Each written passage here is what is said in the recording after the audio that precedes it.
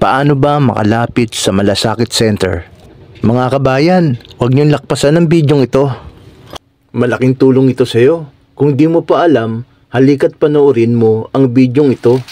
Anong klaseng tulong po ang dapat asahan sa Malasakit Center? Financial assistance po ba ito? Gaano kalaki? Sa hospital bills lang po ba ito? Or pwede rin ba sa gamot? Ano po bang mga services ang makukuha? Okay, so sa Malasakit Centers natin, so kami po sa DOH through the MAIFE program, nakaka-provide po kami ng assistance sa pagbayad po ng hospital bills. Meron din po tayong tulong sa pagbilip ng mga gamot, medisina, sa mga laboratory and diagnostic procedures, surgical procedures, and other medical devices. So sa DSWD naman po, na-mention po kanina ni Senator Bongo, meron po silang tinatawag na AICS or yung Assistance in Crisis Situation. So, nagbibigay po ang DSWD ng food assistance, yung transportation assistance sa mga yung kinakailangan po ng pamasahe na nanggagaling pa sa malayong lugar. At in the event naman po na pag namatay yung pasyente, meron din po silang burial assistance. Si PCSO naman po, meron din po silang medical assistance program. At ang PhilHealth, yun, yung mga standard health packages na in-offer nila. Lahat po ba pwedeng lumapit sa Malasakit Center? Kunwari, basta, whether, okay, ang government or public hospitals naman, hindi naman to lahat charity. May private patients din.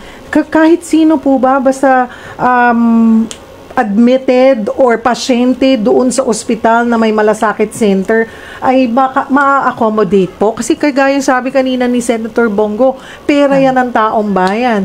Parang mga nagbabayad ng taxes. Minsan, di ba, laging iniisip, laging sinasabi kasi kailangan indigent ka.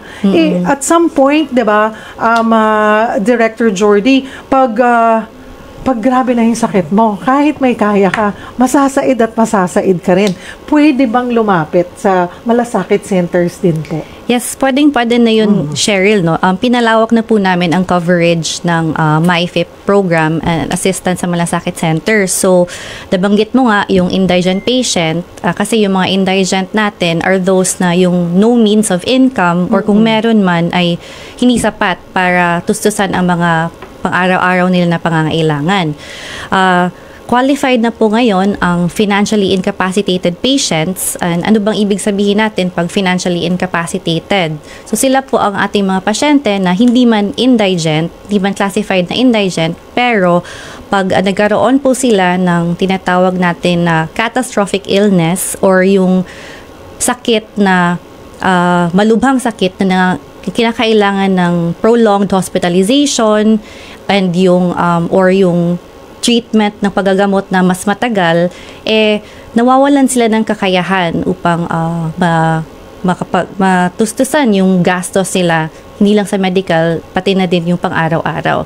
So, in that situation, maging financially incapacitated ka. So, covered ka na din po na makakapag-avail ng assistance. Okay, that's good to know. Pero again, pag nasa private hospitals, walang Malasakit Center. So, pwede bang nasa ibang ospital sila, tapos hihingi sila ng tulong sa kung saan may Malasakit Center or sa bagay, no, Director Jody, depende yan kung nagtumatanggap yung private hospitals ng kunwari mga guarantee letters kasi hindi naman lahat ganun, ano po? Yes po. May way naman din po na tutulungan natin yung mga nasa private hospitals, yung mga may memorandum of agreement po tayo, yung DOH hospital sa kanila, through yung MAIFE program po. Ano po yun, ma'am? Yung medical assistance to indigent and financially incapacitated patients. Okay. Siguro tatanungin nyo na lamang po yan, mga kapatid, kung kayo nasa private hospitals. Kasi bawat hospital naman, public, private, may charity, ano naman yan, may social services sila, Yes. 'di ba, na section. And doon po, magpa-guide po kayo. Wala mang Malasakit Center doon. Pero I'm sure they'll be able to guide you kung saang ahensya po tayo ng pamahalaan maaari pong makahingi ng tulong.